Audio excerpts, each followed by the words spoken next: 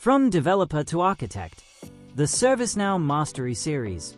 Hello and welcome to From Developer to Architect, the ServiceNow Mastery Series.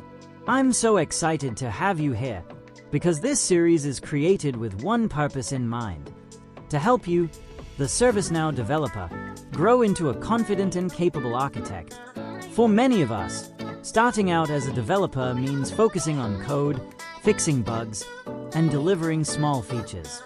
But the journey to becoming an architect is very different. It's not just about solving individual problems. It's about designing solutions, scaling systems, and aligning technology with business outcomes. And that shift requires a new mindset, new skills, and a deeper understanding of how ServiceNow really works at scale. That's exactly what this series is all about.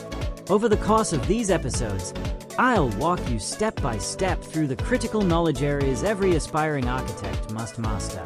From performance optimization to multi-instance architectures, from automation pipelines to real-world security solutions, we'll cover it all.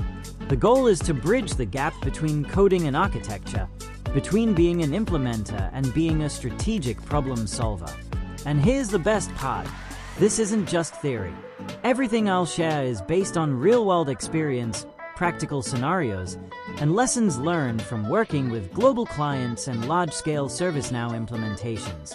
So whether you're just starting to think about the architect path or you're already on your way, this series will give you practical insights you can apply immediately. Now, let me take a moment to introduce myself. My name is Gugin Jolly, and I am the founder of the Naugarukul ServiceNow Learners Club. Our vision at Naugarukul is simple but powerful: to grow together by learning 1% every day. I am also a ServiceNow Certified Technical Architect, with over 8 years of experience in the ecosystem. Over the years, I've worked with clients across telecom, FMCG, and financial domains, helping them design and deliver enterprise-grade ServiceNow solutions. But more than my certifications or professional work, what drives me is the passion for sharing knowledge and building communities where learners can thrive. That's why I created this series, to give back to the community that has given me so much. Now, let's talk about what's coming up in this series. We'll begin with building for performance, exploring instance architecture reviews, request handling, session management, working with large datasets, and asynchronous processing. Then we'll move into the second performance chapter, where we'll look at inbound integrations, batched REST requests, Java heap space, and caching strategies. From there, we'll dive into multi-instance architecture, covering implementation models, real business case examples, and topology principles.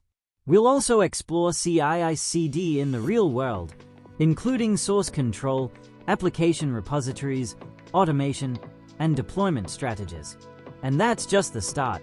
Later episodes will cover the ServiceNow Vault Suite, real-world security challenges, Stream Connect with Apache Kafka, predictive and task intelligence, Now Assist for creator workflows, and even advanced topics like handling 200+ developers in CI/CD, deep dives into Gen AI, move next to a UI and worker node and the load balancing pool.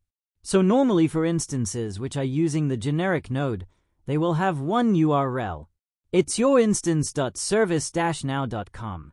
So if there is any integration, any endpoint transaction, anything coming from you as a user or from any kind of a machine, as John was saying in the architecture, it will first pass by the load balancer, and then it will be pointed to one of the nodes. Normally, the load balancer will point. Since you have a generic type of nodes, it will point to any node depending on how the algorithm is working. Currently, if I understand right, it's around Robin. So you'll go to any one of the generic nodes in here. But if you have the split, so the load balancer, you'll have two now URLs. The normal URL, which would be for the pool of UI nodes or the generic traffic, not a worker traffic or not a scheduled job traffic. And you'll have the other pool, which would be named instance-worker.service-now.com. So all the scheduled job traffic, it would be pointed out to these worker nodes. Again, unless and until you pin something to a specific node. But normally this would happen if you have this UI and worker node balancer pool split. Again, we will be doing something like that in any kind of problems when we are engaged and when we decide that this is like the final resolution for something like that. Is there any kind of tuning we can do, any optimizations, any kind of balancing we can do with the job, or maybe any fine-tune to the kind of job which may be causing such problems? So normally this second URL that you guys can see in here, it's referred as the worker URL. That's how we'll be naming it. And the load balancer, it will be pointing to the pool of the worker nodes only. So yeah, as it states in here, it's formatted as the instance-worker.service-now.com. And you'll be using this if you are configuring something in the back end from your machine, or if you're dedicating something in here. And if you want to verify what is the URL for your pool or your worker pool, you need to contact us. We'll be knowing that you have a UI worker node. You'll be opening a case or checking with the support. They will be verifying what are the worker URLs naming. They'll be checking in the back end, and they will be confirming that with you. So repointing integrations to workers nodes. So as I was saying, when you have a node split, this is, again, decided to solve a very, very specific issue. And mainly it will be performance-related issue or a memory-related issue. So highly likely in the instance, it might have already integrations. So any kind of customer would have loads and loads of type of traffic. So you'd have a user traffic, you'd have an API integration traffic, you'd have your jobs as well. So this will not happen since day one. That's what I mean. So you might be having your instance, it's up and running, it's working, everything's totally fine, but you keep scaling up, you keep adding jobs, you keep adding user traffic, you keep adding API integration traffic, and you might hit a problem or a performance degradation. And that's when this split would be advised or recommended. If this happens, like in the middle of your usage or something like that, you already have your own existing integration in there. What will happen is you need to go and reconfigure these.